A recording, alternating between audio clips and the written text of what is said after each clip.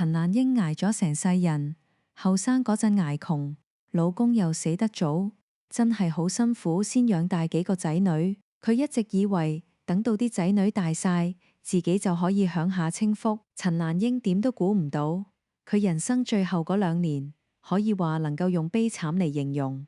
喺嗰一晚，陳蘭英聽到2個仔咁樣講，話佢阻住佢哋提早賣樓，佢既傷心又失望，成晚都瞓唔着。之後佢冇再提起嗰晚嘅事，佢冇打算追問，更加冇打算同佢哋攤牌。70歲人，有啲說話聽入耳，睇清楚就已經夠，若然講出嚟，又有咩意思呢？佢坐喺丈夫張遺照前面，默默安慰自己。其實而家啲後生仔女，又有幾多個真係會將父母擺喺第一位呢？何況自己一向偏心2個仔，屋又分咗，做阿媽嘅總唔可以到咗呢個年紀先同仔女計較。諗到呢度，陳蘭英決定將所有委屈吞返落肚，就當自己乜都冇聽過。日子好似又恢復返平靜，轉眼間又到咗清明。每一年，陳蘭英都會返潮汕鄉下，去何家祠堂拜祭祖先。丈夫仲在生嘅時候，2公婆每年都會帶住3個仔女返去上香，幾十年嚟從來冇間斷過。就算丈夫已經離開咗好多年，陳蘭英依然堅持返去，因為喺佢心目中，祭祖唔單止係拜祖先，更加係替一家人祈福。臨出發之前，佢仲將朝早買返嚟嘅鹹魚放入雪櫃，諗住返嚟再慢慢處理。點知道呢一次離開，令佢後悔莫及。1個星期之後，陳蘭英拖住個舊行李箱返到九龍城，電梯門打開，佢慢慢行返屋企。點知當佢攞出鎖匙嗰一刻，成個人忽然停咗落嚟，個門鎖被人已經換咗。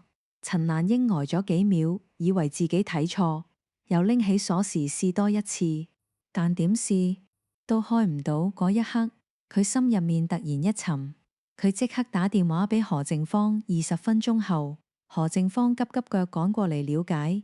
見到咁嘅情況，何靜芳開始有啲激動。阿媽，點解會咁？陳蘭英冇出聲，只係呆呆咁望住道門。何靜芳都方寸大亂，只好打電話俾何志遠，睇下細佬知唔知道發生咩事。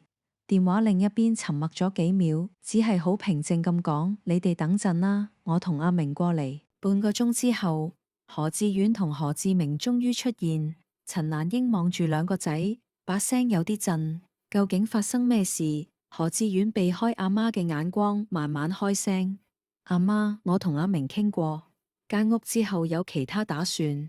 何靜芳即刻谷大把聲：咩叫有其他安排啊？何志明喺隔籬接住話：阿媽，你放心，我哋已經幫你安排咗新地方住，你啲衫褲日用品我哋全部執好晒，搬咗過去啦。聽到呢句說話，陳蘭英成個人呆咗喺原地。佢住咗40幾年嘅屋企，原來喺自己離開咗短短1個星期之後，已經唔再屬於自己。佢終於明白，佢哋一早已經計劃好一切，而自己竟然一路仲以為只要忍落去，呢頭家就唔會散。嗰一刻，陳蘭英淨係覺得個腦一片空白，好似晴天霹靂咁。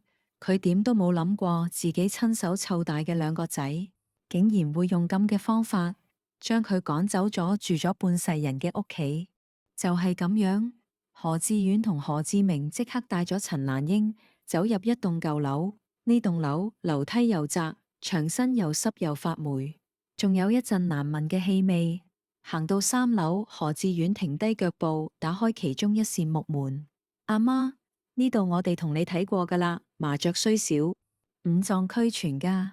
陳蘭英慢慢行入去，間房得100零尺，得一扇細窗，煮飯、食飯、瞓覺，甚至連屙尿屙屎都係同一個空間。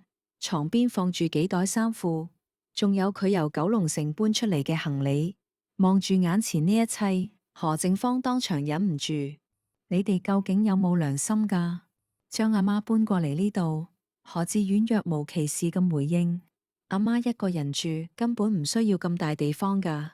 陳蘭英由頭到尾都冇出聲，佢望住嗰張單人床，又望下窗外，佢一時間都唔信眼前嘅一切，同埋兩個仔嘅所作所為。其實陳蘭英唔係冇捱過，後生嗰陣時佢喺街市劏雞、搬貨、淋雨，咩苦頭未試過。真正令佢頂唔住嘅唔係要住劏房，而係佢用咗成世去守護嘅屋企，原來一早已經冇咗。用咗成世去愛嘅親人，原來都好似變咗陌生人一樣。自從搬咗入劏房之後，陳蘭英個精神明顯差咗好多。以前每日朝早6點起身就落街晨運買餸，而家連落樓買碗粥都覺得攰。佢開始瞓唔着，胃口越嚟越差。有時一個人坐喺床邊，可以對住個窗發呆成個下晝。只有半年嘅時間，陳蘭英好似一下子老咗10年，而喺呢半年入面，何志遠同何志明幾乎冇上過去探佢。每當何正芳打電話俾兩個細佬，得到嘅答案永遠都係最近好忙，過幾日先啦。其實何正芳唔止一次叫阿媽搬去自己嗰邊住，但陳蘭英由頭到尾都拒絕咗。佢唔想麻煩個女，最後真係成日上嚟陪佢嘅，始終得何正芳一個。每個禮拜何正芳都會帶湯帶生果過嚟，但每次踏入呢間湯房，見到阿媽住喺呢個地方，佢就好嬲。有陣時忍唔住會鬧阿媽。我真係唔知喎，兩個細佬點會搞成咁，淨係識得為咗自己着數。陳蘭英耷低頭靜咗好耐，一句聲都冇出。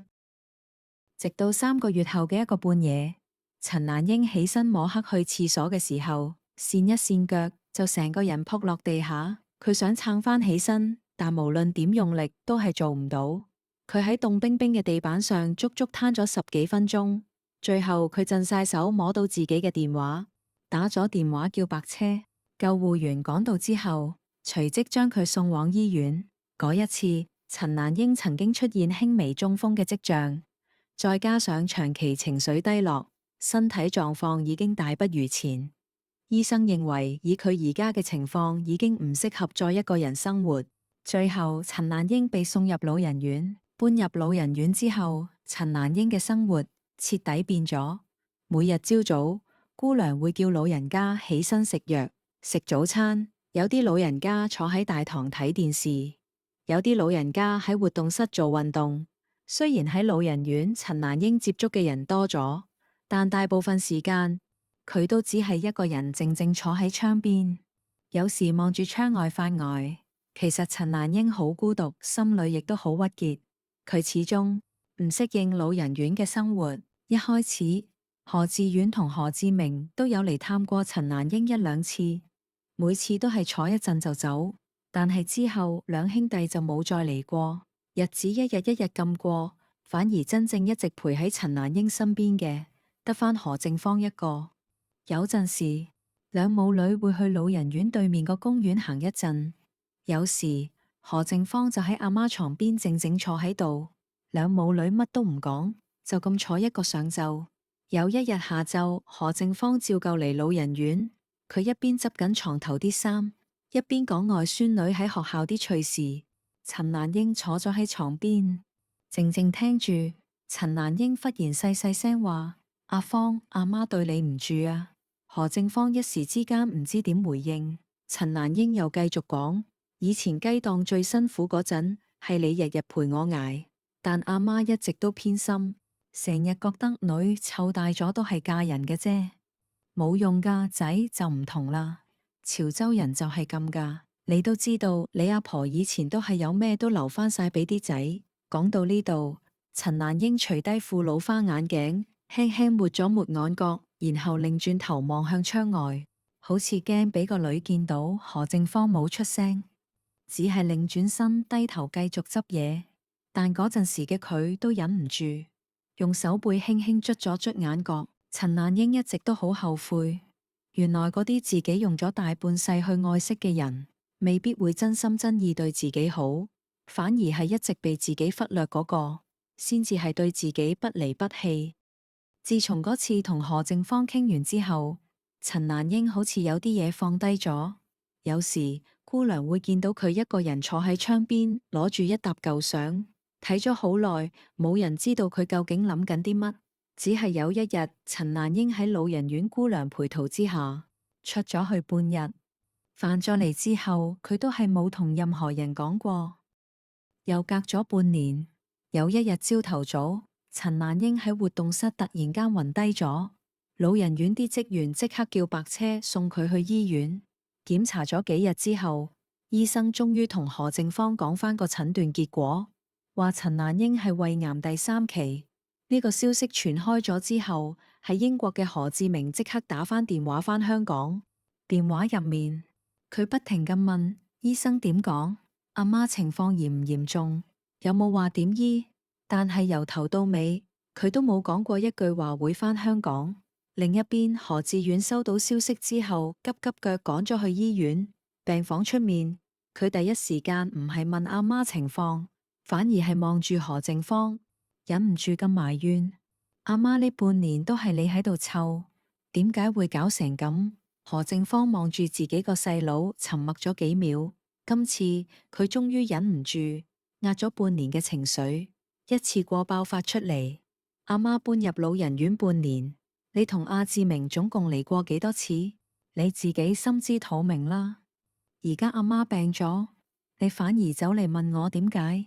走廊一下子靜晒，何志遠一句說話都講唔出口。係病房入邊嘅陳蘭英好虛弱，佢靜靜聽住外面嘅爭執聲，佢望住天花板，腦海入面不停浮現自己呢70年嘅人生。原來佢嘅人生都差唔多走到盡頭啦。自從確診胃癌之後，陳蘭英大部分時間都喺老人院同醫院之間來來回回。化療令佢胃口越來越差，頭髮亦開始甩落嚟。短短幾個月，癌魔摧殘得佢不似人形。但無論落雨定天晴，何靜芳依然陪住陳蘭英。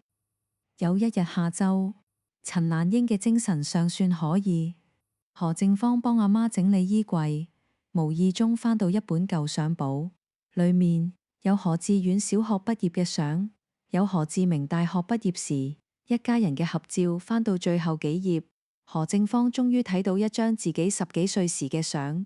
佢忽然開口：阿媽，其實我以前好憎你，點解細佬可以讀書，我就要返雞檔幫手？點解我初中未讀完，你就叫我唔好再返學？點解無論我做幾多，你眼中都只有2個仔？講到最後，何靜芳眼紅紅。我亦都知，當年阿爸走得早，你好辛苦，但點解你從來唔問我辛唔辛苦呢？陳蘭英低住頭，過咗好一陣，慢慢開口：阿芳，對唔住。講到呢度，兩母女都冇再講嘢。何靜芳都夠鐘返屋企，佢同陳蘭英道個別就離開。陳蘭英望住個女離開嘅背影，佢清楚知道自己虧欠得最多嘅就係何靜芳。隨住病情惡化，陳蘭英最後搬入咗療養院，嗰度唔再以治療為主。醫生同護士唯一希望做到嘅就係盡量減輕佢嘅痛楚，等佢可以平靜咁走完人生最後一段路。何靜芳依然每日都會嚟，有時陪阿媽曬太陽，有時陪佢睇電視，更多時候兩母女都係冇咩嘢講，因為呢個時候陪伴真係勝過千言萬語。時間就咁慢慢過去，3個月後，一個朝早10點，療養院突然打電話俾何靜芳，電話另一邊姑娘輕聲講：何小姐，你媽媽情況唔係太好，你最好盡快過嚟。何靜芳一聽到，即刻放低手上所有嘢，趕去療養院。當佢衝入病房嗰陣，陳蘭英已經冇咩意識。何靜芳坐喺床邊，緊緊握住阿媽隻手。1個鐘頭之後，病房裏面嘅儀器聲停咗落嚟。陳蘭英就咁就離開咗啦。何靜芳老公同個女收到消息之後，亦陸續趕到，一家3口相擁埋一齊，都顯得非常悲傷。等何志遠同黃月秋趕到療養院嗰陣，陳蘭英已經安詳咁瞓喺床上。佢哋最終都趕唔切見到阿媽最後一面。遠喺英國嘅何志明收到香港打嚟嘅電話之後，亦沉默咗好一陣，始終離開嘅係自己嘅阿媽。相比起兩個細佬，何正芳甚至冇時間停落嚟。第二日一早，佢已經開始聯絡殯儀館處理文件，安排靈堂，通知親友。呢幾年嚟，無論係老人院、醫院，定係阿媽身邊大小事情，一直都係由佢打點。如今阿媽最後一程，亦都由佢親自送別。忙完一切之後，何正芳獨自返到療養院，收拾阿媽最後留下嘅遺物。床頭櫃上放住一副老花眼鏡，同埋嗰一本翻到一半嘅舊相簿。上位嗰日，一家人再次聚首，何志遠亦親手將媽媽嘅骨灰安放好。儀式結束之前，何正芳將嗰本舊相簿同埋副老花眼鏡一齊放入骨灰龕位，因為佢知道呢本相簿唔單止記錄住陳蘭英嘅一生，仲係佢幾十年嚟嘅成績表。呢本相簿對陳蘭英嚟講係好重要。何正芳喺龕位前靜靜企咗一陣，然後輕輕抹走玻璃上嘅指紋，轉身離開。佢知道自己已經完成咗作為女兒最後要做嘅事。陳蘭英走咗3個月之後，所有嘢睇落都已經搞掂晒，每個人都慢慢返正常生活。何志明返咗英國，繼續打理佢間咖啡鋪。喺所有人個心入面，陳蘭英留低嘅一切，似乎都已經安排好晒。九龍城嗰個物業2年前已經轉咗去兩兄弟個名度，而陳蘭英留俾自己養老嘅積蓄，亦應該所剩無幾。至少大家一路都係咁樣認為。直至到一個星期三下晝，何正芳喺街市買完餸，電話突然間響，熒幕上面顯示住一個陌生號碼。電話另一邊傳來一把男聲，請問係咪何正芳小姐啊？何正芳呆咗，係啊，我係，你邊位啊？對方繼續講，你好，我姓林，係陳蘭英女士生前委託嘅律師。陳女士生前留低咗一封信，希望係佢過身之後交俾你。如果方便嘅話，希望你可以親身嚟律師樓一次。聽到律師2個字，何正芳一時間都搞唔清楚。2日後，何正芳跟住個地址，自己一個去咗尖沙咀一間律師樓。喺會議室入面，林律師由個文件櫃度攞咗個牛皮紙袋出嚟，然後打開個袋，好平靜咁話：何小姐，陳蘭英女士生前喺我哋律師樓搞咗一份贈與文件。林律師將一份文件輕輕推到佢面前，文件上面夾住一張支票。何正芳一見到張支票，即刻好驚訝。支票上面嘅銀碼係港幣800萬。何正芳本能咁搖頭話：你哋係咪搞錯咗？我阿媽點會有咁多錢？林律師就答：唔會錯噶，何小姐，呢筆錢係陳女士多年嚟積落嚟嘅現錢資產，而根據佢生前簽咗嘅文件，呢800萬會全部轉贈俾何正芳小姐。何正芳呆呆咁坐喺度，佢點都唔敢相信，因為喺佢心目中，阿媽一生最錫嘅始終都係2個細佬。林律師望住佢，跟住由個牛皮紙袋度再拎出一封信，信封上面得3個字，寫住阿方修。